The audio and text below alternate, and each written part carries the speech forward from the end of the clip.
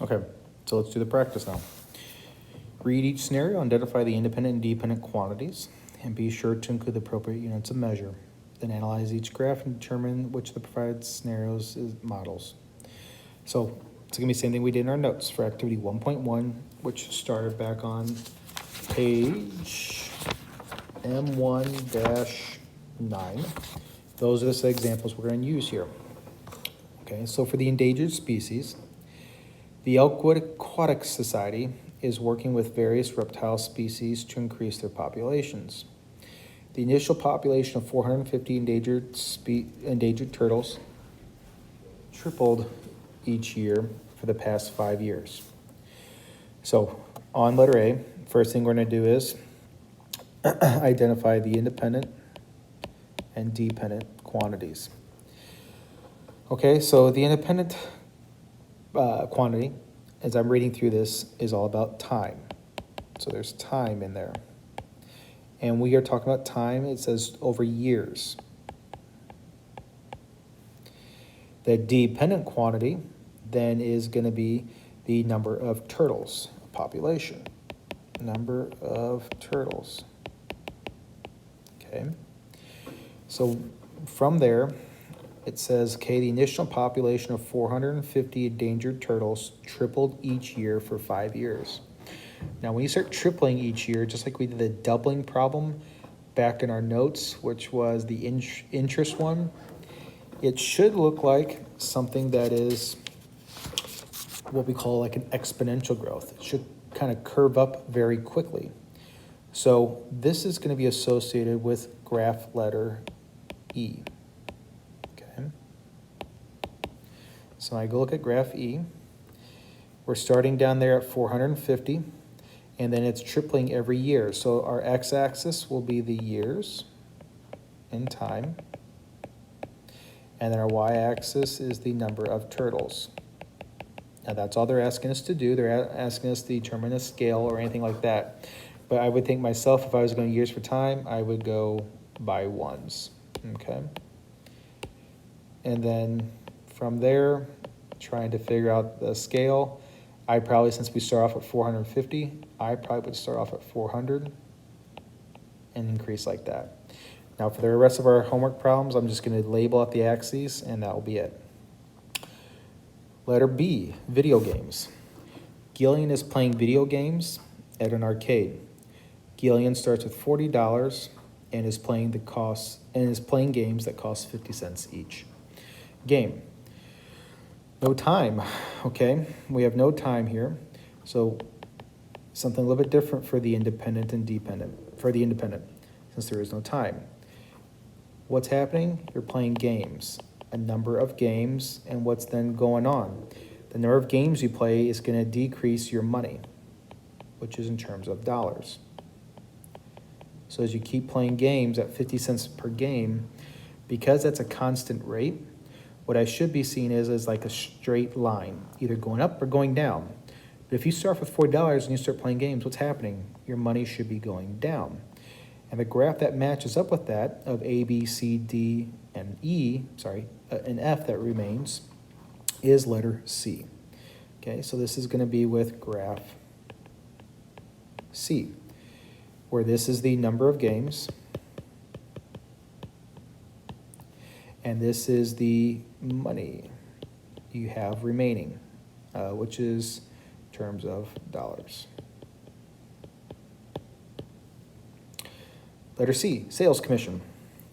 Julian works as a salesman. He receives a monthly salary of $3,000 as well as a 10% commission on the amount of sales. So some jobs are like this where you automatically get $3,000, and then after that you'll get an additional set amount of money based off how many sales you make. Now there's no time here, okay? So we need to think a little bit differently for our independent. So you get a salary, and in this instance, your salary is going to be based off how many sales you make. So this is going to be your monthly sales. And then from there, the monthly earning is what you get to bring home. So if you make X amount of sales, you get then X amount of earnings, $3,000 plus so much more. Now, both of these is about dollars. So what I mean by that is, if you're selling something that is worth $1,000, you're going to get 10% of that $1,000. So 10% of 1,000 is 100. So you're going to get $3,000 plus an additional 100. And then if you sell something that's worth $2,000, you get an additional then 200 on top of that salary. So that's why they're both like that. Okay, so we are looking for something that should be increasing. Though in this case, it should be increasing steadily at 10% of that for your commission. And it starts off kind of high because your base salary is $3,000. It's increasing. A is not increasing. Now D is, and also B is. F is not increasing. But you're not going to flatline. Okay, you're going to keep increasing as long as you keep making sales. So in this instance, it's going to be letter B. So this is going to be graph B. This is going to be your monthly, let me try to spell monthly sales, which is in terms of dollars. And this will be your monthly income then. That's how some of these jobs in the real world work. Letter D, cooling tea. A freshly made cup of tea is served at a temperature of about 180 degrees Fahrenheit. The tea cools gradually at first and then slows down gradually as it approaches room temperature. Okay, so as we got here on letter D, we have time happening, okay? So as the time progresses, this thing is going to cool down. So my independent's going to be time, and your dependent is going to be then the temperature, which is in terms of degrees Fahrenheit. We don't know what this is, but we're going to go with minutes. That makes the most sense because the tea does not cool down in just seconds. Tea usually cools down in minutes. Okay, so what is decreasing? Not A, that's increasing and then decreasing. D is increasing, that's not happening. Letter F, graph F appears to be decreasing. It's at a high temperature, and then it starts to decrease over time. So time in minutes, and then this is our temperature in degrees Fahrenheit. So we're at a very high temperature, and then we start to decrease quickly and then kind of flatten out. So that's going to be for graph F. Letter E, the commuter flight. A commuter flight between two cities in Oregon takes about 40 minutes. The plane increases its altitude for the first half of the flight until it gets to 18,000 feet. And then it descends for the second half of the flight. The plane ascends and descends at a constant rate of 900 feet per minute. So, as we've been doing, we got our independent and dependent. And as we read about this, we have time in here, okay? Time is our independent. And they're talking about minutes.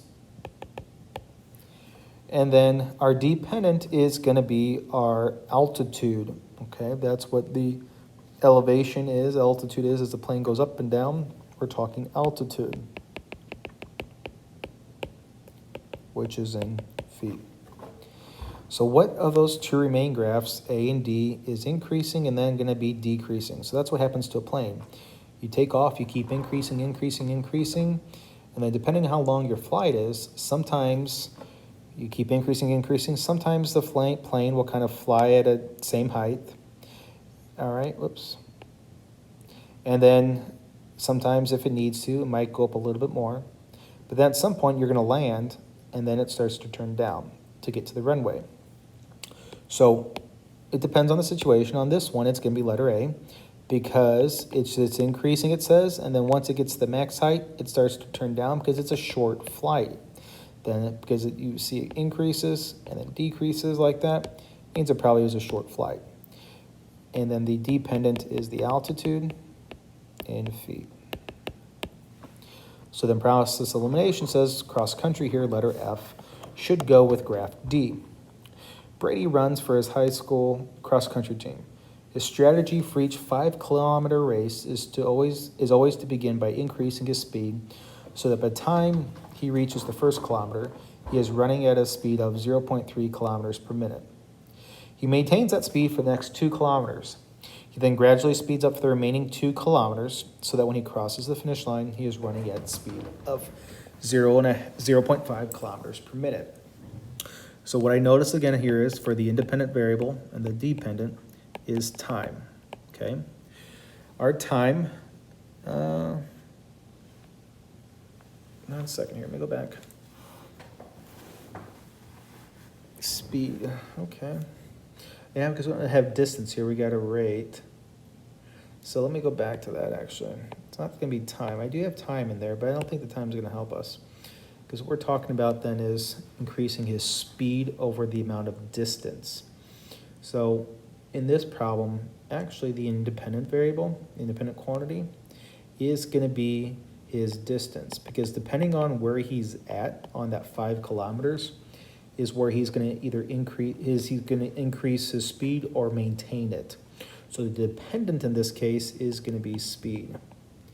That one was a little bit tricky because usually we go with time, but in this case the time not really influencing us because we're talking about distance is influencing his speed across this race. Now his speed is in that kilometers per minute. So this is going to be your distance. So depending on where he's at in the race, this is going to be his distance. And then this is going to be his speed, which is then kilometers per minute. Okay. All right. That finishes up today.